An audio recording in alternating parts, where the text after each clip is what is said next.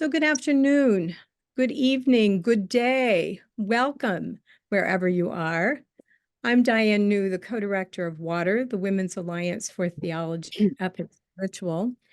I'm in the WATER office in Silver Spring, along with the other co-director, Mary Hunt. Wave your hand, Mary. And also our staff colleague, Lisa Lautenbach from Nuremberg, Germany. Hello from Lisa. Lisa's with us for the year with the Brethren Volunteer Service. And Pamela Miller, our staff person who you often see on these programs, is the colleague from Wesley Seminary who's doing her practice in mission and ministry with us. She's on winter break, so she sends her greetings. We are delighted today to collaborate with Women's Spirit Ireland and to have Nóirín Ní Riain with us to talk about sacred rituals for everyday prayer, to which we'll turn momentarily. We always begin our programs with a land acknowledgement and invite you to do the same.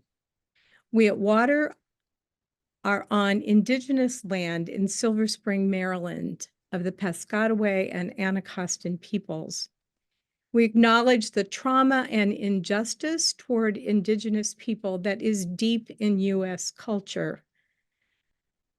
We join in efforts to eradicate it and make reparations for the genocide involved.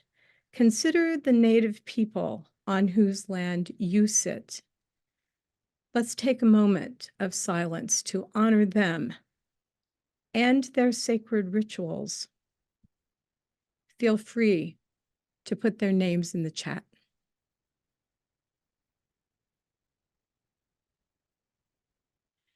WATER's work brings feminist, womanist spiritual values and intellectual work to efforts at social change. Today's work focuses on everyday prayer. Today's format includes an introduction of our colleague, Dr. Mary Condren, who's the director of Women's Spirit Ireland, and she then will introduce our speaker, Reverend Dr. Nóirín Ní Riain, who will spend about 25 to 30 minutes talking about sacred rituals for everyday prayer.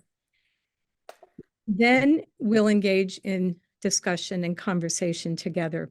We'll take notes, as those of you who are regulars know, and at the end, we'll share them with you. And Nóirín has said she would share her PowerPoint as well.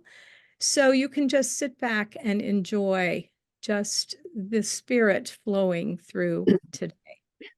So you're muted on audio, but someone sounds like they may be clearing their voice. So please make sure you're muted and stay muted until conversation.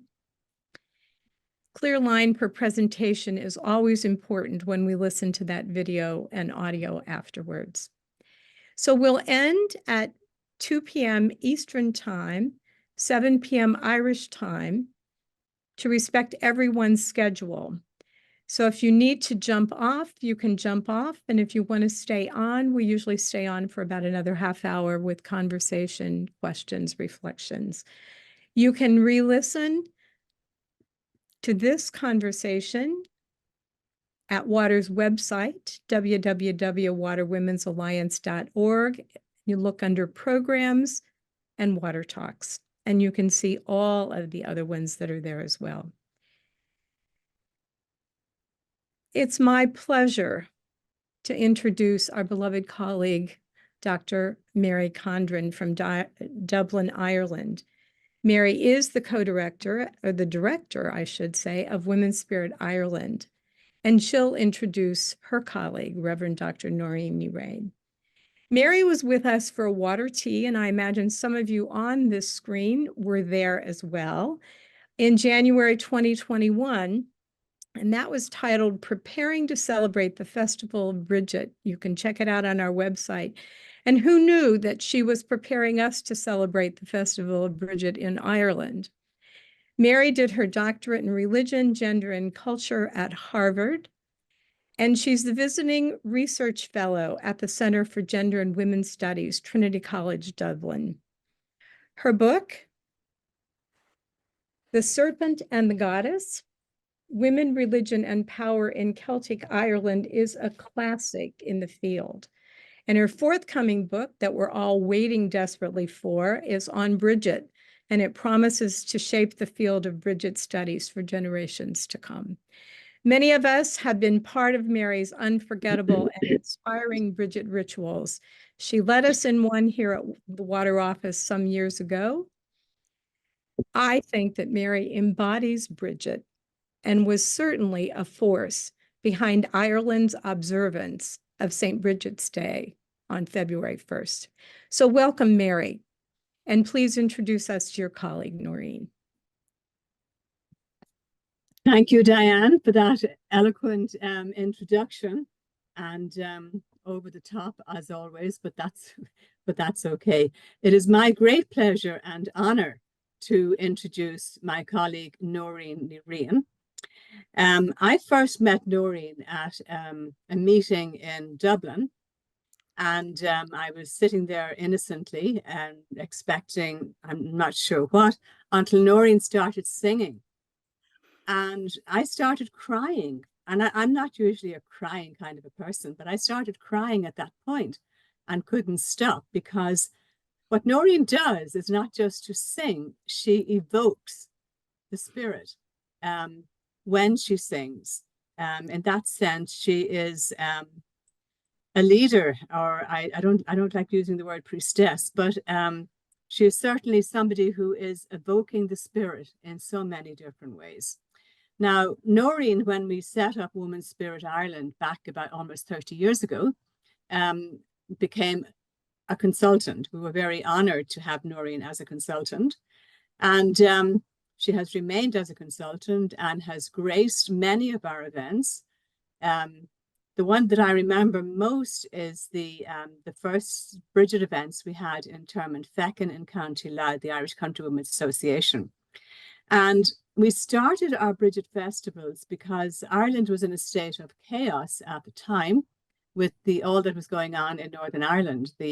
Every time you woke up in the morning, there were more people being killed in the name of republicanism or loyalism or Catholicism or Protestantism, you name it. And so we really had to begin to change the color of the culture, and certainly the religion of the culture. So we started by tentatively evoking Bridget. And to be blunt about it, I didn't have much of a clue about Bridget. And I'm sure there were many people in the group who did, but I always knew that when we stood and we held hands, and if Nóirín was in the group, we never had to worry, because Nóirín can carry a group of 100 or 1,000 with ease and with great courage and skill and intuition.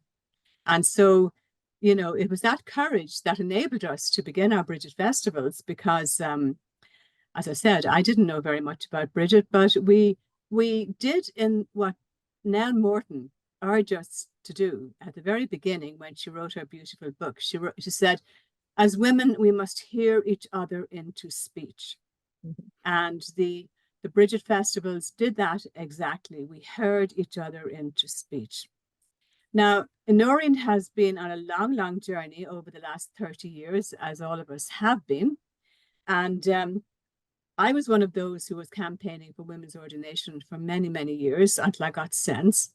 And I got sense when the Vatican put out that horrific document in 1976, which contained so much theological juvenilia. And I thought, I am not going to spend my life fighting theological juvenilia. And that's when, you know, we set up Women's Spirit to try and move things on. But Nóirín took a different path. Nóirín is immersed in the tradition, in the Christian and other traditions. She has worked all around the world with great ceremony and great reception. And a couple of years ago, as she'll probably tell you herself, rather than campaign for ordination in the Catholic tradition, she became ordained in the One Spirit movement. And that's a very different culture in relation to women's leadership than pertains, for instance, in the United States. And every year now, they've actually started up a training here in Ireland. They have at least 40 women every year. who want to train in the Women in the One Spirit movement, and they're entitled to perform marriages, celebrate marriage, funerals, baptisms, and spiritual counselling. And of course, Nóirín does all of that in Ireland and in various parts of the world. So it's my great honour to introduce Nóirín to Water in this event today. And thank you, Nóirín, for agreeing to come on.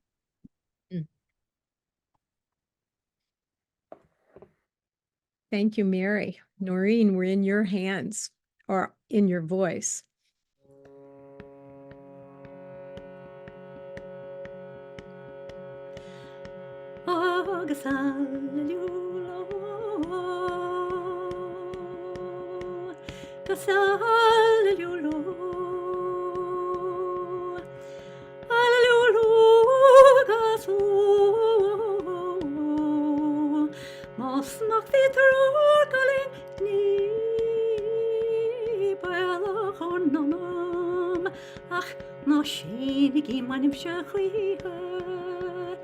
Tis a gift to be simple, 'tis a gift to be free, 'tis a gift to come down where we ought to be, and we ought to be here on Zoom with Water.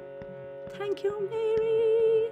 And when we find ourselves in the place just right, 'twill be in the valley of love and delight, where in true simplicity is gained.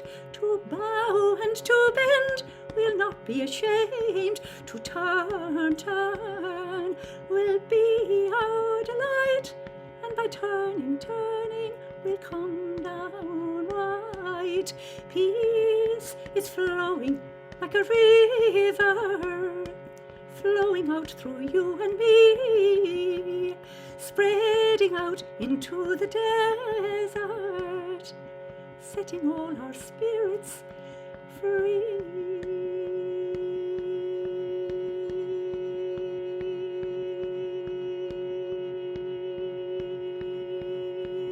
Love is flowing like a river, flowing out through you and me, spreading out into the desert, setting all our spirits free.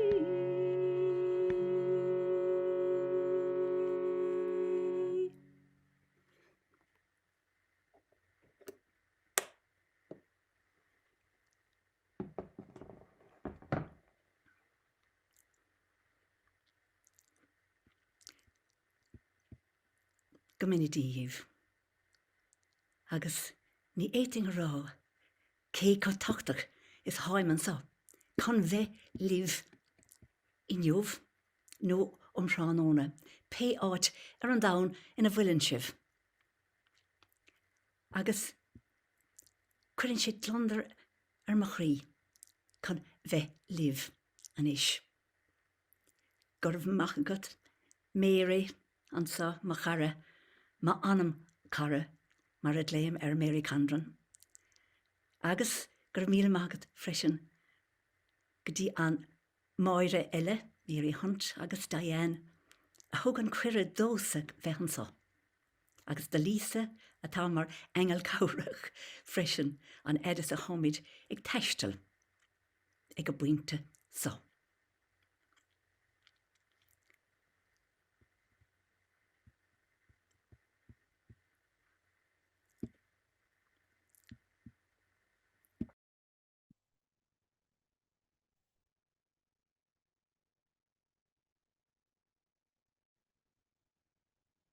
First of all, I find it so moving to be here with you this evening. It's this evening for us, of course, in Ireland, and for you, it's different times. But isn't it wonderful that we can be here together? And I hope that the desire that brought you here this evening, today, wherever, will be met in your heart. The title that I gave originally to Diane was Around Sacred Rituals.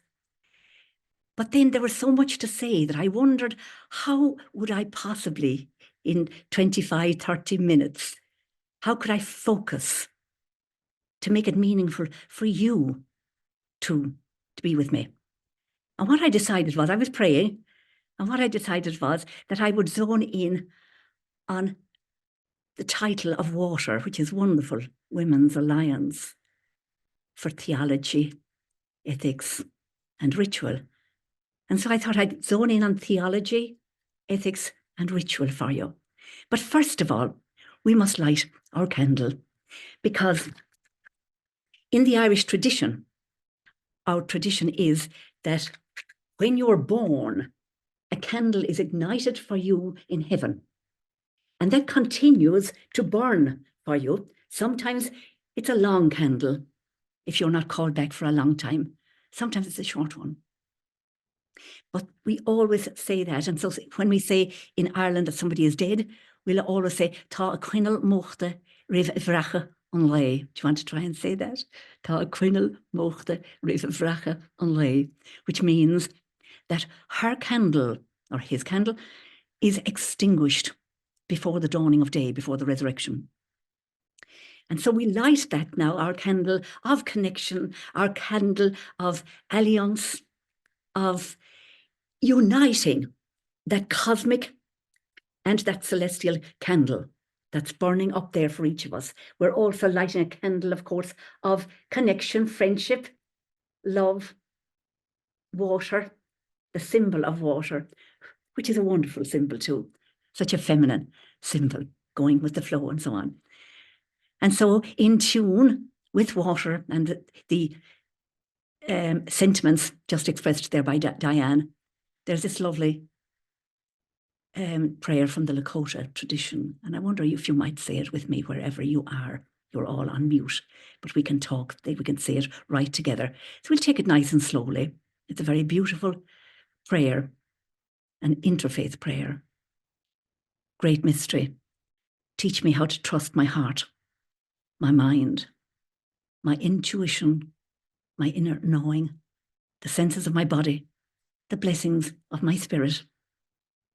Teach me to trust these things so that I may enter my sacred space and love beyond my fear, and thus walk in balance with the passing of each glorious sun. Teach me to trust these things so that I may enter my sacred space, so that we may enter our sacred space here now this evening, and that we may love beyond our fears and walk in balance with the passing of each glorious sun.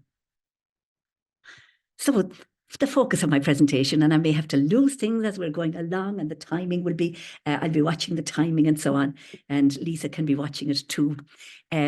So we have ignited our candle there and offered up our good work, because all religions will tell us, all religions, that when you start any good work, that you commend it to the divine, to a higher force, whatever you'll call that. And we'll all have a different name for that higher force, the 8 billion people that are on this planet.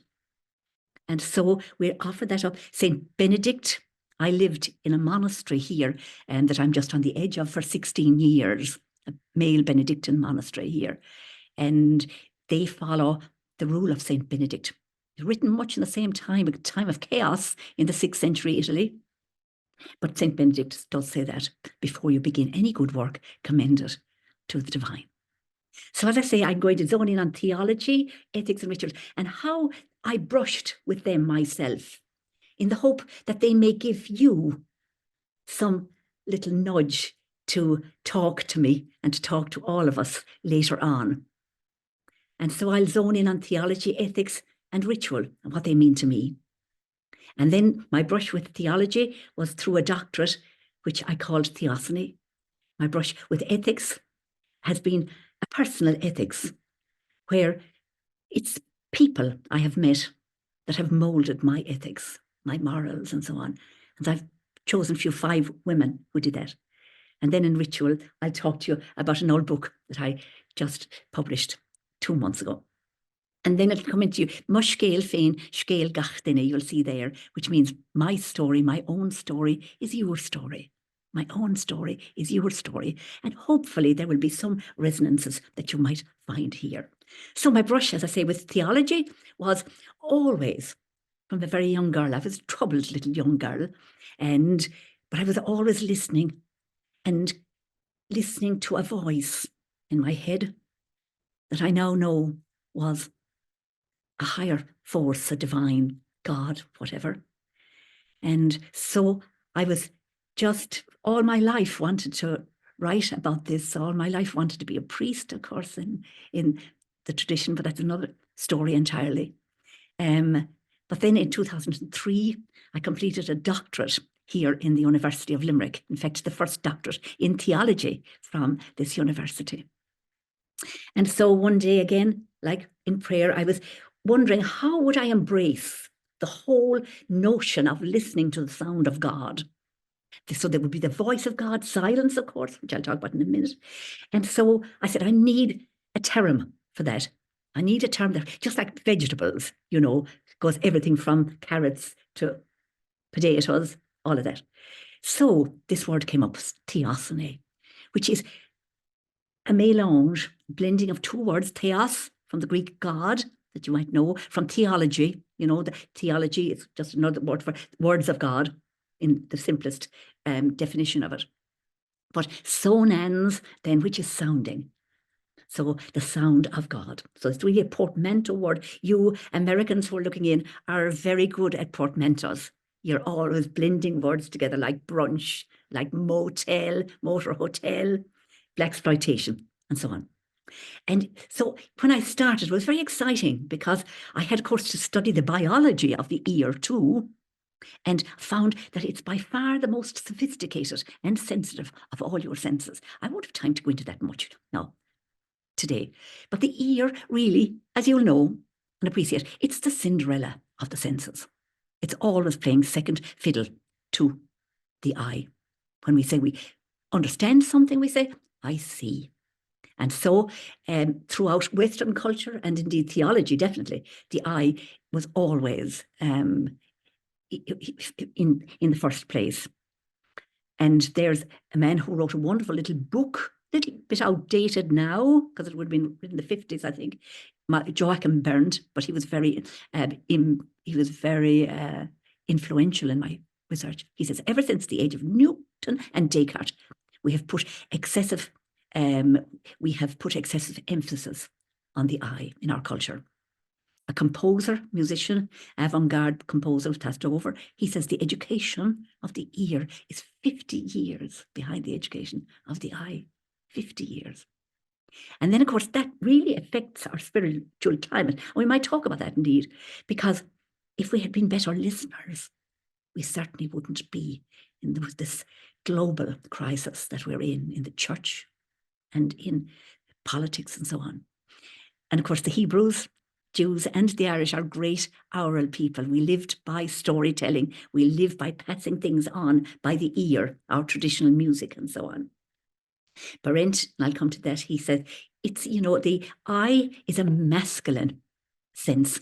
The ear is feminine. It's always patient and listening. And of course, biology, just to say, your hearing is the very first sense to develop. When you were in your mother's womb at 136 days, those three tiniest bones in your body, the incus, the malleus, and the stapes, were fully developed.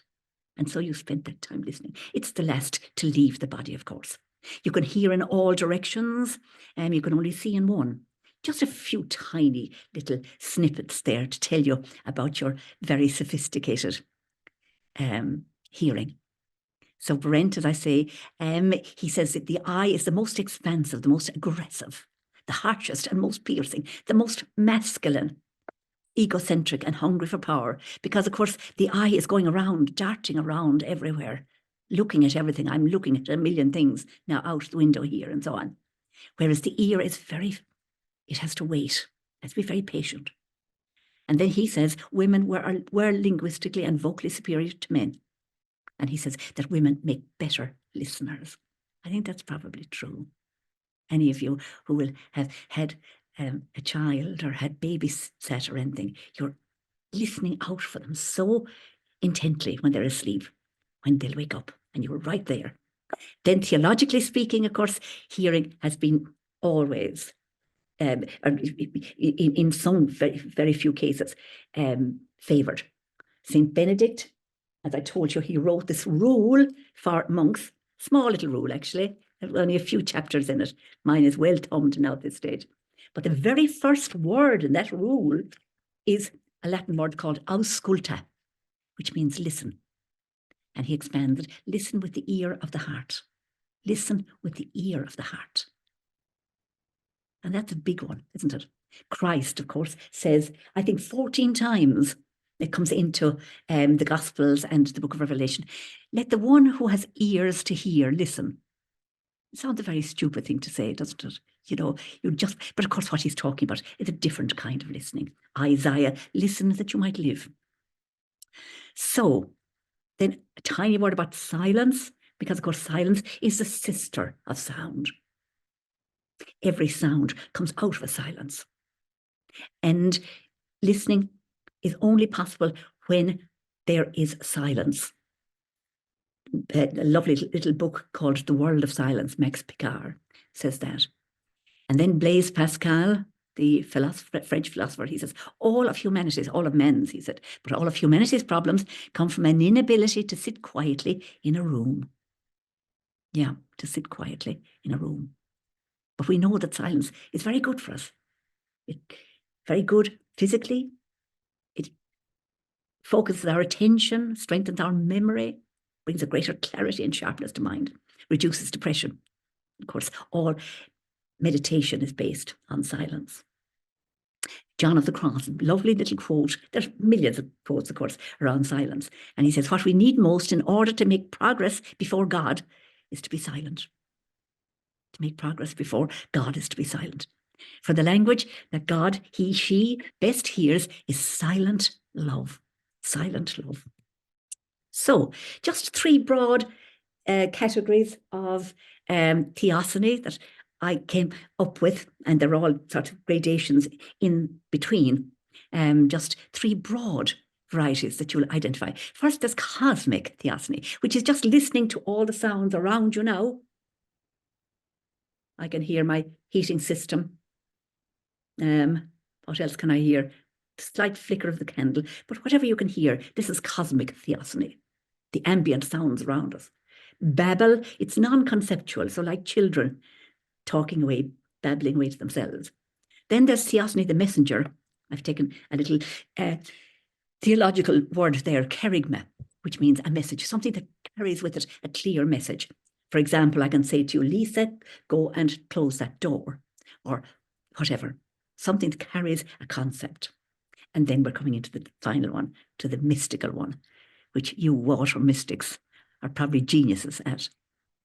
And that's silent music. I borrowed that from John of the Cross. My beloved is silent music, the sounding solitude. Comes in, of course, into the Hebrew scriptures too, the sound of sheer silence, the sound of sheer silence. There we hear without sound. There we hear without sound. So that's the ultimate of listening. So, and the final thing I want to say here is the passage that was a great friend of mine was from the John Gospel. Of course, John Gospel is a mystical gospel, a wonderful gospel, very audiocentric. In the beginning was the Word, and the Word was with God, and God was with the Word. Word has to be heard. And so John, in chapter 3:8, I won't go into this too much now, but chapter 3, verse 8, this man Nicodemus goes to see Christ in the night, and which is significant, because in the night you listen more. When you're in the dark, you will listen more than when your eyes are open and in the light. And he says, Nicodemus says to him, and what's this, all this stuff that you're talking about? And Christ said, now you have to be born again, Nicodemus. You have to be born again. And Nicodemus is a bit slow, I think. He's a bit slow. And he says, sure, I can't go back into my mother's womb. And Christ said, listen, for God's sake, look, I'm talking about a different kind of birth. You have to be born in the Spirit. And then Nicodemus says, and what's the Spirit? And he said, I'll tell you. Christ says, I'll tell you what the Spirit is. It blows where it wills. You don't know where it comes from or where it goes to. You don't know its source or its destination, but you hear the sound of it. But you hear the sound of it. And I was very fortunate because no commentators had zoned in on that particular point, that the only thing positive you can say about the Holy Spirit is that it can be heard. So it's elusive, but we hear the sound of it. So the only way really to pray is to listen and to hear. So now on to ethics. So as an ethics, personal ethics, then I take it as a kind of a definition for myself as the principles of people that will have nudged me into a positive impact on my life, to be a better person, to become the best person I can become. And so I've picked 5. Now, the first one I'm not going to talk about because we have the expert on, the world expert on Bridget sitting in our midst. So I'm going to say nothing about her historically or whatever, but just to say that she is a great inspiration to me because, of course, she's a goddess, a triple goddess of healing, smithscraft, and poetry. And then, of course, Christian saint. And the only thing then, the Christian saint, we have a little poem from her, and I'll just take a line out of it, which is, the happy heart is true. I want you to say that now. The happy heart is true. And that's a great message for us to take away. That if our hearts are true and authentic, and we're doing the best we can, there will be peace that we find. Then I'm going to talk about Emily Dickinson, because she's been a huge influence in my life. Hildegard von Bingen, 12th century mystic. You'll know these. You probably don't know this woman now, Joa Belindas. She's a visionary, but I'll tell you about her.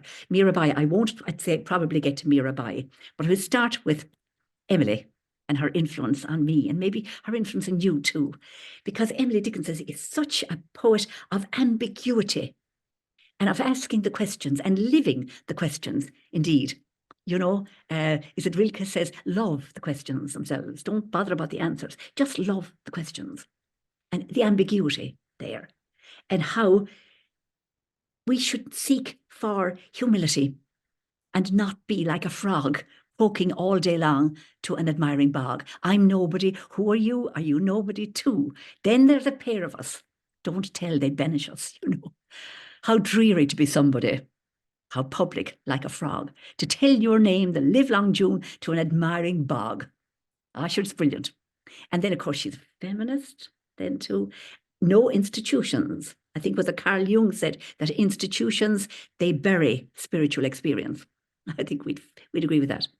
So she has one beautiful poem, then some keep the Sabbath going to church. I keep it staying at home. With a bobolink for a chorister and an orchard for a dome. Some keep the Sabbath in surplus. I just wear my wings. And instead of tolling the bell for church, our little sexton sings, God preaches, and noted clergyman. And the sermon is never long. And the sermon is never long. So instead of getting to heaven at last, I'm going there all along. And then she has another beautiful poem that was a marvelous influence on me, on that ambiguity. You know, we always feel sometimes, I don't belong here on earth. And then we say, sure, I won't belong in heaven either. Do you know, what am I doing here? You know, that you're feeling outside of yourselves sometimes. And so she has this beautiful poem.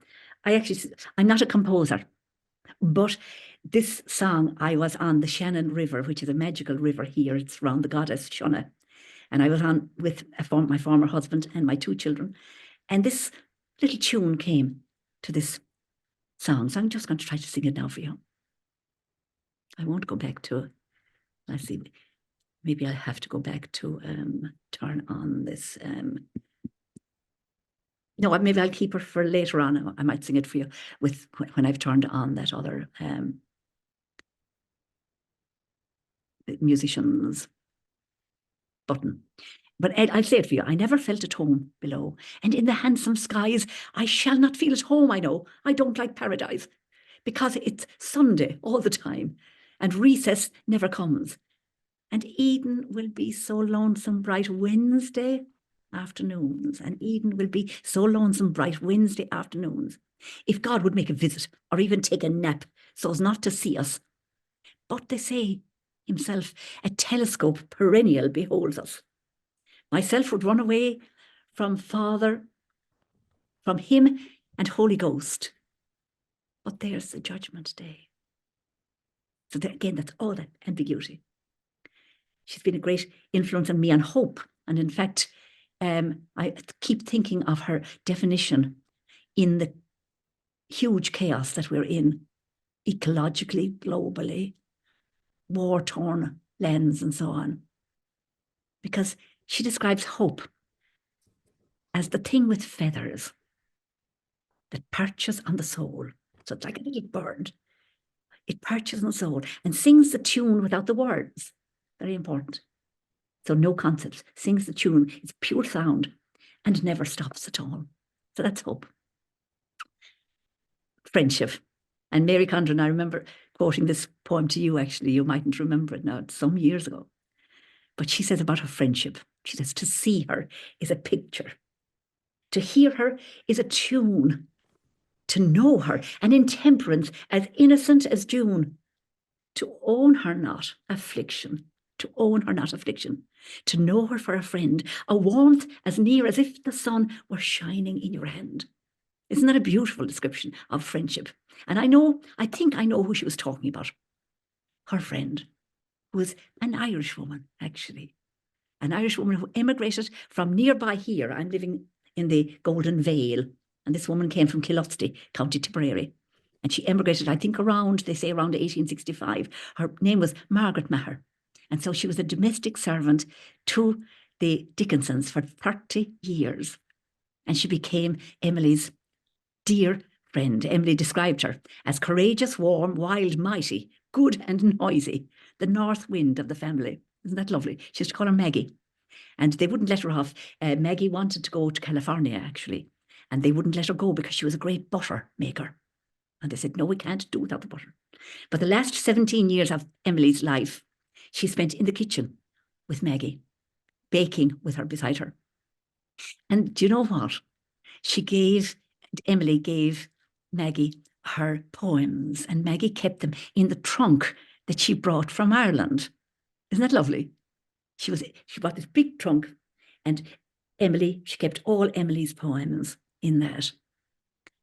And Emily said to her, you must burn these on my death. And she disobeyed. Thankfully, she disobeyed, because now we have this marvelous corpus of poetry. And so that is a great one, I think, to nudge us too in our ethics, that there are times to be disobedient. And there are times not to carry out promises if they're not in harmony with your heart. Now, Hildegard von Bingen, how am I doing? Good. Hildegard, she was a polymath. Do you know what a polymath is? Somebody who's versed in so many areas. So she was an apothecary, a cosmologist, a prophet, a preacher, teacher, musician, listener, of course, and I think probably a Celt too. My first encounter with her was through Matthew Fox. Mary, I don't know if you were at this particular conference, but Matthew Fox was there. I think it would have been about 1982, 84.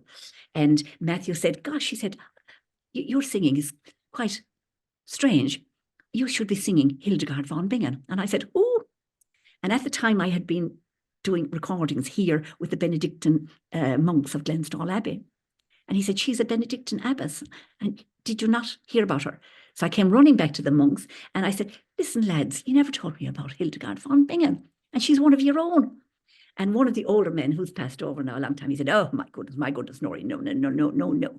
Hildegard, that's eroticization of the chant. And I said, yes, that's it. That's me. I'm going to learn all her chants, which I did.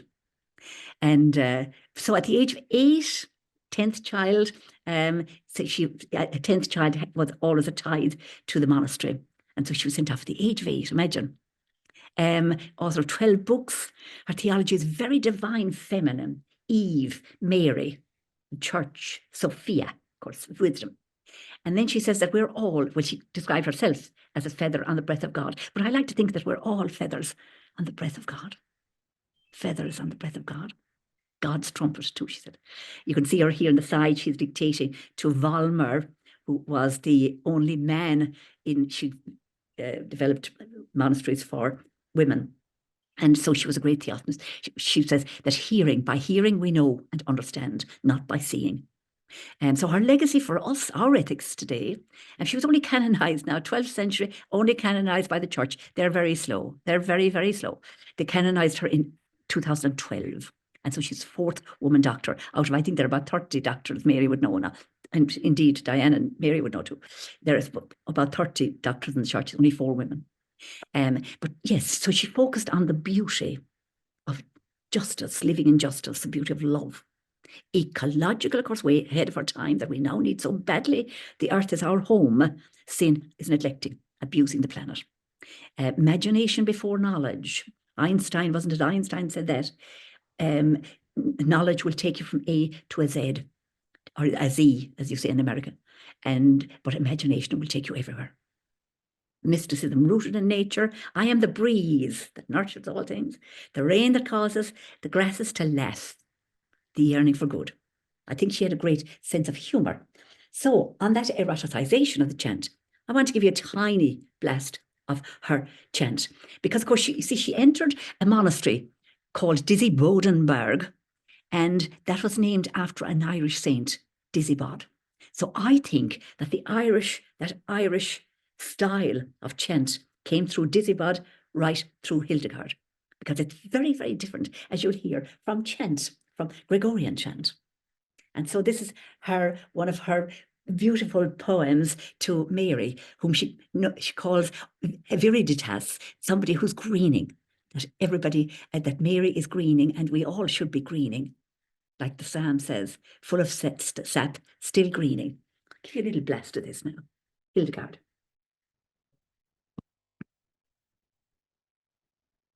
O viridissima Virgo, o quin ventosa fabro sciscitationis, sanctorum prodistia, conveni tempus, quod tu floruist in ramis tuis, ave si tibi, quia calor, solis in te sudavit, sicut odor balsami.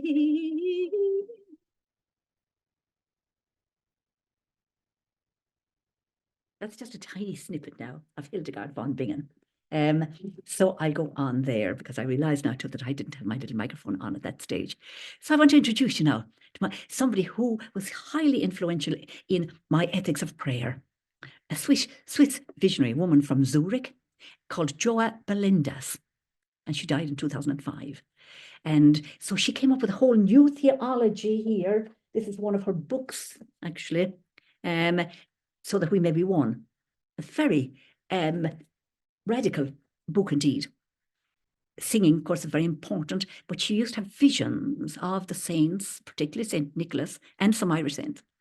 And so she also had some music, visionary music, that came through to her when she was having these visions. And so she passed these on to me. So I met her a few times in Zurich. Anytime I would be in Europe performing, I would go to see her, because she was in a home at that stage. And so she's some beautiful settings of the Our Father and the Lamb of God. So I was going to sing for you. I think I'll keep going, actually. But I have a little prayer of hers. And of course, one time I remember I was in Zurich, and I was, we went to the Lutheran church where she would have her visions. And she was sitting down in front of the church, and I started to go around the church singing, Vater, Vater, Vater unser, some of her music. And so I couldn't really communicate with her, because I didn't have that low German, that dialect that she had. But there was a friend. And so she was writing copiously. And so a saint came to her when I was singing. And she said to the saint, Nóirín isn't singing the music as I heard it. And of course, you see, any music I sing, I make it all Irish. I just put in ornaments and everything. And in fairness to Joa, the saint, and she wrote it down, the saint spoke back to her and said, would you stop it and be glad that anybody is singing your music? And when it goes to Africa, they will put drums behind it. And now Nóirín is just making it Irish. So it was a lovely moment. But here's a nice prayer of hers for you. And again, I'll send this on to Mary and Diane. An angel once taught me how to pray. An angel once taught me how to pray. Greet the day by receiving God's light. We thank you, O Lord, for the sun, which rises in the morning, for its light, which warms us. Enlighten us, O Lord, with your light, which remains forever. Clothe the earth with light and warmth, so that growth of life is possible. Touch the peoples of the earth, the different races on different continents, with light and spirit. We ask you not to forsake humanity. Let God's image and likeness unfold. May we love the animals, accept our blessing on them, open our eyes and our ears so that we recognize and absorb the entirety of creation. Bless the water, the fire, the storms. May we live truthfully before you, O God. And so I just go very briefly now on to ritual, this last flight through this to allow you time to come in. So as I say, this comes from a book I just brought out, and which has been quite successful. Buenos Morla Dia, thanks be to God. And so ritual is the essence of all religions, but indeed it's the essence of all life, creating kairos space, a special place for ourselves and awareness. That's basically what our ritual is. And we have forgotten the art of mobilizing everyday prayer. You know, when we boil our egg in the morning, when we get up, when we make our bed, all of that, that can all be a ritual. So how do we retrieve it? By honouring the earth, embracing our own sacramental awareness from the jurisdiction of clerical supervision. You see, we have to take it back from the clerical context, creating a circle of prayer, which is what we are doing now, even though we're all together, but there's no hierarchy here. It's no one God. And so ritual, prayer and blessing, I claim, are exactly one and the same, spiritual. And of course, I lived in Glenstal Abbey for 16 years. I learned an awful lot about ritual from them. So how to create your own ritual space. And so to come up with a daily practice of your own, which would be lighting a candle, a call to prayer, a piece of scripture, silence, your own personal prayer, a little verse, a blessing, and igniting your candle again. And then in that little book, I've also little rituals for heart matters, for self-love, scarce love, divorce, of course, aging, gratitude, and so on. So my aspirations for this book is that it would lift your heart and it wouldn't burden it. And that it would generate right intention, you know, the Buddhist idea, right intention for our troubled world. To remind us that we are one in ritual. There should be a little space there. We are one in ritual and we're never alone. And so the motto is the one who prays is not a special kind of person, but that every person is a special kind of prayer. So to create your own. My preferred, in fact, I think we'll go now to actually to hear your story, and then I can go back to sing what I was going to sing for you at the end here, which is a marvelous song about walking, because that for me is the greatest ritual. Where Hippocrates would say walking is the best medicine. He was the father of medicine, and way back pre-Christian, BCE. He says walking is the best medicine. John of the Cross says we approach God not by flying, but by walking. St. Augustine, solvitur ambulando, everything is solved by walking. But let's go over to you now. I'll stop sharing here and hear what you have to say. I hope I haven't gone over time now. There, Diane. Nóirín, thank you. Thank you. Thank you. The tears that Mary Condren talked about, I felt them in my heart many, many times as you were speaking with us. Let me just open this conversation up to all of you also who have been here listening to Nóirín and hearing whatever your heart is telling you. So cognizant of our time, let me just say for the next 10 minutes, we'll open this up.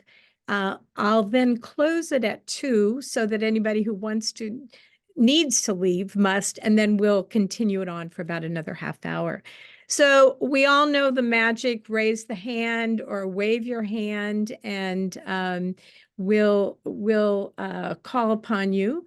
So whoever would like a hand raised first, I'm looking for a yellow hand in the top left. Go ahead and wave your hand or put your hand out there for any kind of a question, reflection that you have for Nóirín.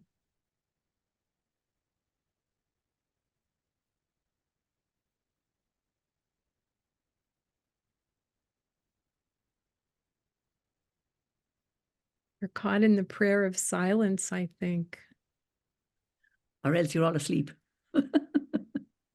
No, I don't think that. Jane, go right ahead, mute yourself. Thank you. Thank you for this invitation. I love the focus on listening and the oral capacity that we have as human beings to receive the sacred and the holy. So thank you for that. And I connected it. My work is in trauma studies, and Rita Nakashima-Brock has done a lot of work on ritual and the power of ritual to really help people bring together areas of their life that have been so severed or separated. So this it prompts me to think deeply about all of those things. And I'm just curious if you've seen any application of that in your context of the specificity of bringing the oral realm of ritual into those who are dealing with PTSD or other forms of trauma. Thank you. Thank you, Jane. No, I haven't had that experience, Jane. And I suppose I'm very careful to realize the limits of my qualifications, which wouldn't be at all on the psychological side of things. So even though I'm a spiritual counselor, it's very much dealing much more with the power of sound through spiritual texts with people. And so I have to be very careful because I'm not qualified.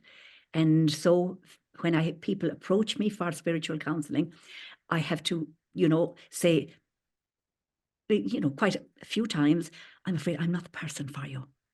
That I am the person to look to the future.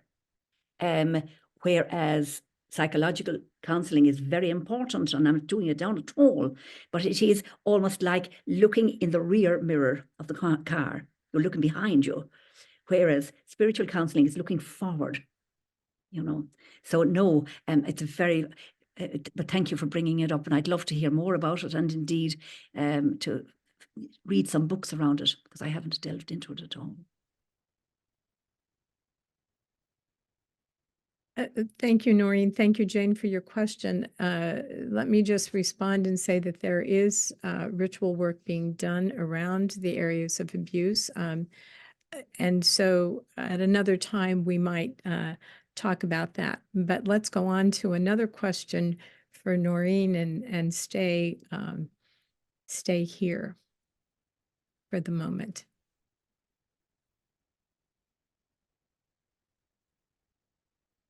Oh, Catherine, please unmute yourself, and you're on. Thank you. Oh, it's just so great to be here and just to see Mary and Nóirín again. I just feel very moved, and I'm just so happy to be here. And I entered Glenstal Church in 1997, and I was a mess. And out of the back of the church came Nóirín's voice. Yeah, I just thank you so much for everything. That's for lovely. all that you've done and all that you are. And Mary too. Mary's been so wonderful in my life in so many ways. Yeah. Catherine, I'm catching an Irish connection here. Where are you now? I'm in Umbria in Italy. But Ireland is so, it's my spiritual home, and it was so important to me. And Bridget called me to Ireland.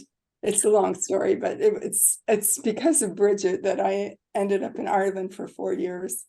Lovely. And was able to meet Mary and Nóirín. Bridget's really powerful. Lovely. It's very important to connect to her. Yeah, if you can. Lovely. Thanks a million, Catherine. That's lovely. Thank you, Catherine. Diane, just to say, we also have Nadine McCarthy in the chat who thanks Nóirín for her exquisite sharing and says that she has descended into a deep space of silence as a result of the words and singing and presence and insights, and sends you many thank yous. We have Kitty Madden from Nicaragua thanking you so much for sharing these spirit-filled resources.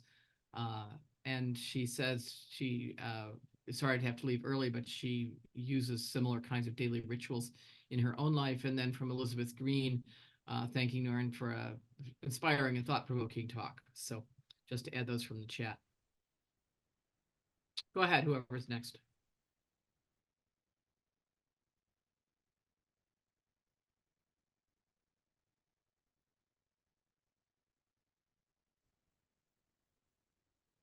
Someone else, a reflection, a question? Yes, Margie. Nóirín, I want to thank you for your book, because I think it's a gift to us all during these troubled times to have rituals that are going to center us, energize us, and keep us focused on what's most important. And I have to say hello to Mary, because I'm from London, Canada, and Mary frequently came and did our Bridget rituals with us. And once when Mary came, she said, oh, there has to be flowers on every table. And she came in the midst of a terrible storm. And she said, oh no, these flowers won't deal. We need another symbol. And so we came up with ice lanterns, and we put our tulips inside that lanterns. And I think of that ice lantern as a very symbolic symbol for these times we're in, that we need to plant frozen bulbs under the frozen ground, and yet give our attention to those bulbs and tend them so that they will unfold. And so, Nóirín, thank you for your ritual book, because I think you have probably, I don't have it yet, but I'm going to order it, offer us a way through this impasse many of us are feeling. So thank you. Thanks, Margie. That's a lovely comment too, and a lovely image too of the snowdrop too as well, you know, emerging out of the snow. And it will, with the power, you see, the power of us even gathering together is so great. And that's gone out and ripples into our troubled world, you know, and so important. And like Catherine was saying too, you know, this is no accident. This is the work of the Spirit. And as Emily would say, the soul selects her own society and shuts the door, you know, that we are gathered together for some work to do, to get together indeed in our separate ways, and to pass on that energy between us. Very important. Thank you for your question, for your reflection, Maggie, and for bringing us to this powerful symbol. And thank you, Nóirín, for your reflection. Eve, I see your hand up. We'll come to you in just a minute. Let me officially close, as I promised I would at 2, with the picture of Nóirín's book, which I did get and was shipped to me. So it's possible for those of us who are in other places than Ireland to receive it. It's Sacred Rituals, a simple book of everyday prayer. And let me tell you, I read it from beginning to end and found myself in the book as well, and found such a connection with you, Nóirín, in reading the book that I couldn't wait to meet you. So I pass that on to each of you. It's here in the Water office. If anybody lives in the area, we have a library of over 6,000 books. So don't miss getting it. Let me come to Eve. Eve, unmute yourself and go for your question. I'm just so encouraged today. It was just like I needed to be here. I'm a sound work practitioner in near London, Ontario. Margie, please look in the chat. I put my website. And since COVID, of course, COVID shut down my practice. Obviously, I didn't I didn't pivot to an online practice. It just didn't work for me. So Nóirín, I just have been so encouraged by you today. I was touched by the music of Hildegard von Bingen 30 years ago as a young Baptist minister's wife, and it was totally unheard of that anybody should sing anything that wasn't printed music in front of you. Anyways, I'm trying to engage with my contemplative music and sound work practice again. And so I just am asking for your wonderful, all of you, your wonderful women's energy as I kind of try and gather women around me again to sing and to heal with sound.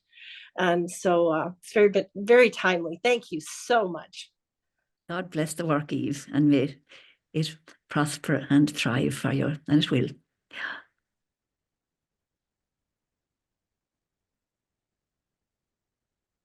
Hello, Diane. Marcy Silvestro, I see your hand raised. Go for it. For some reason, my hand on the computer didn't work. Nóirín, thank you so much. I'm a feminist recording artist, musician, and my connection to Ireland in 1983, I went over to sing with the Peace People. Yeah.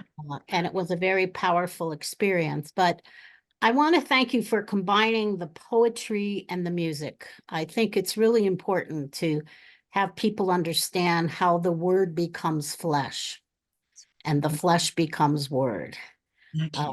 And even I want to refer to Jane, I did domestic violence work for 22 years of my life, and poetry and journaling for women in crisis is really important. And to go back and raise Bridget and the very feminist saints and women who walked before us is such an incredible healing process for so many women. So I just wanted to thank you for the work you do and how you heal so many people by what you do and open their hearts and eyes. It's really a gift you bring, and that's really important to many of us in this world. So thank you, Nóirín, for what you did.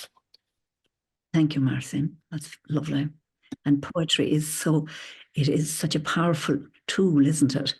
It's what poet said, that it's conversation between souls. And so it takes it out beyond ourselves, you know? Yeah. And it's, yes, wasn't it Plato who said it's the birthing of, poetry is the midwife to birthing the soul of the other. The midwife to birthing the soul of the other, yeah. So thank you for that. So a little aside here, Marcy Silvestro, Geraldine, I think I see your hand waving. Let me do a comment here and then I'll come to you and then to Janet. Marcy Silvestro is one of the early directors of the Women's Ordination Conference. And so when you talk about, you know, the work that you did in the domestic violence, I'm aware that many of us on this screen got calls to priestly vocations. And we all know what that means and what that has meant. And I'm aware of how the ministry and the needs of the world have so taken us and taken that call and taken that gift. And you embody that today, Nóirín. And Marcy, your question and your very being here brings that to me as well. So thank you, Marcy. Thank you, Nóirín. And let's see, Geraldine, your question next. Hello, Geraldine. Hello, Reverend Nóirín. I could not end this call without saying something. It's a joy to be here with all you wise women, and of course with my spiritual guide, Reverend Nóirin, for dear Nóirín, you're always by my side, always. And I hold your hand, you hold mine, I get through it. You know, we all have a lot to deal with. I'm a mother, I love hard, and you're helping me to let go and let be and become more than a mother, become myself, and be a mother and love from afar. And so it's through you and the lads and their love for you that teach me how to show me by example how to do it. Just because we all need help, and I feel truly blessed. It's quite magical in a way how we cross paths. And I'm reminded of that every day. And so I would like you, when you do just your prayers for our Sangha, which I'm a part of, and this Zooming, as I have said prior, it's like a Zooming pilgrim path for me, because I don't travel. I mean, I'm traveling now here in Colorado, but I don't get on planes. So think about, I have a prayer that I focus on every day. I pray every day. I have ritual, as you know, and I have my altar.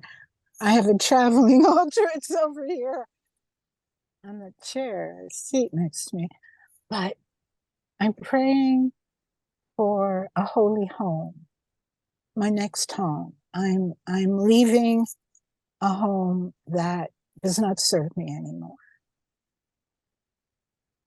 And I want a sanctuary. I have a sanctuary wherever I am.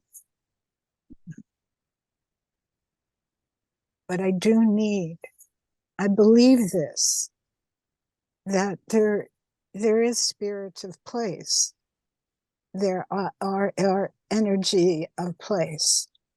And I need to leave my place. And you're helping me, and thank you so much. And Thank you. Yeah, thank you. God bless Geraldine. Yeah. God bless you too, Reverend Nóirín. And your angels. And all the angels. Janet, I see your hand waving. Please unmute yourself. Can you hear me now? Yes. Okay. First of all, thank you so much for this wonderful presentation. So much of it is quite foreign to me as a Protestant in the UCC and Presbyterian tradition, but I love learning. It's wonderful. Even at this late stage of my life, I'm coming to lots of knowledge. But what I wanted to say, I was just so impressed with your statement about how the education of the ear is 50 years behind the education of the eye. And I find that intriguing to think about as I think about worship or prayer or singing. Yeah. And I just wanted to share that with people. I don't remember, I didn't get written down who said that, but the fact that our ear is not nearly as educated as our eye, that is so true. And I have spent, my PhD work was in thinking visually. So I've done a lot of thinking about the eye, but never about the ear. So thank you for that thought. It's given me a new route to go down. Wonderful, Janet. Yeah, that was Pierre Boulez. He was a Canadian avant-garde composer and taught and wrote a lot about hearing. So again, thank you so much for your presentation today. It was wonderful. Thank you, and Janet. I learned so much. Thank you so much.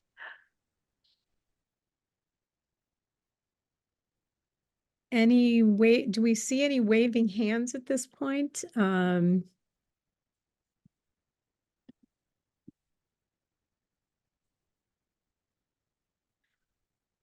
All sorts of happy bunnies. Yeah. I have a request then, and maybe this will take us. You said their walking song, Nóirín. Is this time perhaps for the walking song? Absolutely. And I'll just turn it. Yes. So a walking ritual is wonderful because we are combining there the body and the soul, and out in nature, of course.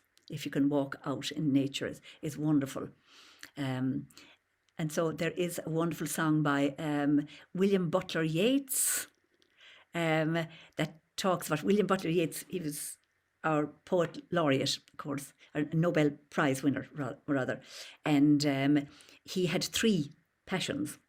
He was very passionate about Ireland, about spirituality, and about a woman. And that woman's name was Maud Gonne. And she never returned his love at all. He proposed for 3 times, and actually proposed to her daughter too. But she went off. She wanted a much more virile man. So she went off and married John McBride. But fortunately, again, when I'm thinking back on Emily Dickinson keeping all her poems in Maggie Maher's trunk and asking Maggie to burn them, and Maggie didn't. So sort of the same thing here, but a different kind of context, because William Butler Yeats wrote her some marvellous love poems. Down by the Sally Gardens, the Lake Isle of Innisfree, just some beautiful poems. But this is one he wrote, and I was going to finish it with as a little blessing for ye, because he talks about being an old man, aging, which we didn't get a chance to talk about. I was going to talk about that too. And he's now looking back on his life, and he went out to a hazel wood, and he cut a hazel wand, and he put it into a stream. He caught a little trout, and suddenly he hears his name being called. It had become a glimmering girl with apple blossom in her hair. He always talked about Maud Gonne having apple blossom in her hair. And then he said, though I'm old with wandering through hollow lands and hilly lands, I will find out where she has gone, and kiss her lips and take her hands, and walk among long dappled grass. Walk among long dappled grass, and pluck till time and times are done the silver apples of the moon, the golden apples of the sun. And so as we're coming to an end of our time together, I was thinking, yes, walking, and also that my wish for each one of you would be that you'd walk the hollow lands and the hilly lands, and that you would, in your own lives, pluck the silver apples of the moon and the golden apples of the sun in your own lives, in your own hearts. Can you see the piano there?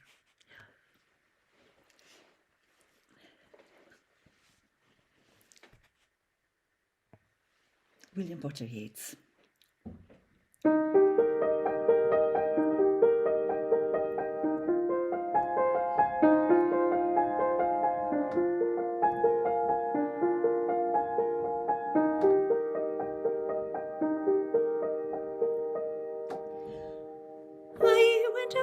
To the hazel wood, because a fire was in my head, and cut and peeled a hazel wand, and hooked a berry to a thread. And when white moths were on the wing, and moth-like stars were flickering out, I dropped the berry in a stream, and caught a little silver trout. When I had laid it on the floor, I went to blow the fire aflame, but something rustled on the floor, and someone called me by my name. It had become a glimmering girl with apple blossom in her hair, who called me by my name and ran, and faded through the brightening air.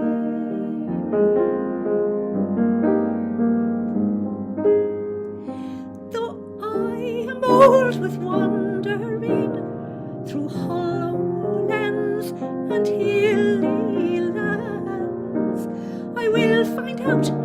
she has gone, and kiss her lips, and take her hands, and walk among long dappled grass, and pluck till time and times are done. the silver apples of the moon, The golden apples of the sun, the silver apples of the moon, the golden apples of the sun.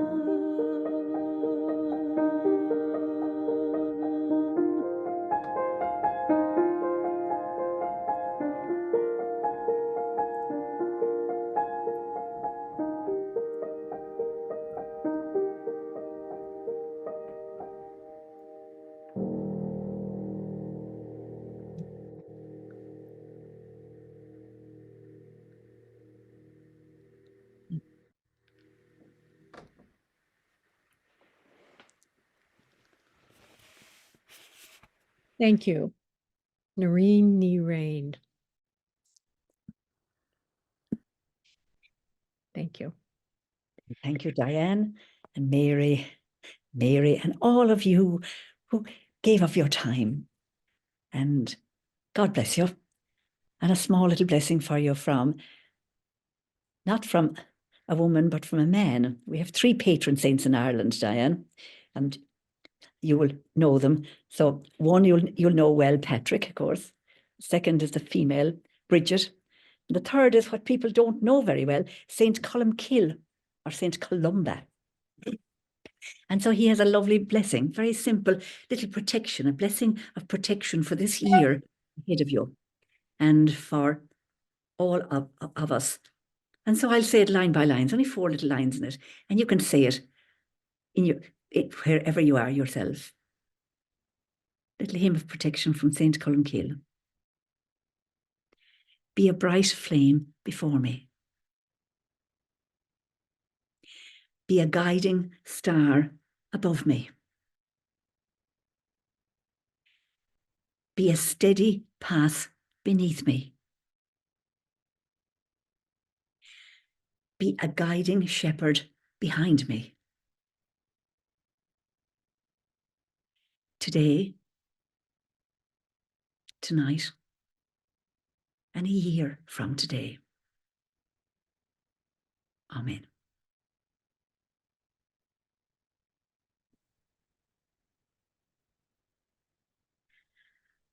Amen. And as we say, blessed be, may it be so. Be so. Amen. Thank you, Nóirín, from Thanks. our heart, from our tears, from our joys, from our stargazing, from our walking. And thank you, Mary Condren, for introducing us to Nóirín.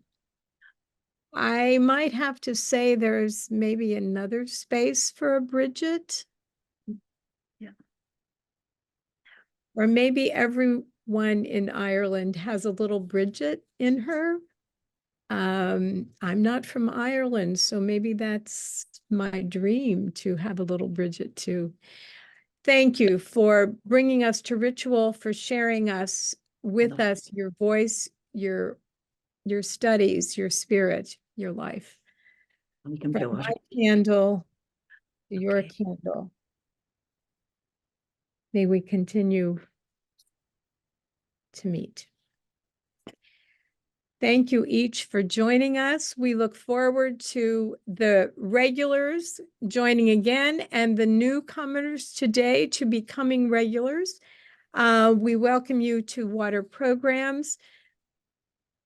Get on Water's website and get on Women of Spirit's website. You know, the Bridget Festival is coming up the 31st, the 1st, so catch it wherever you can.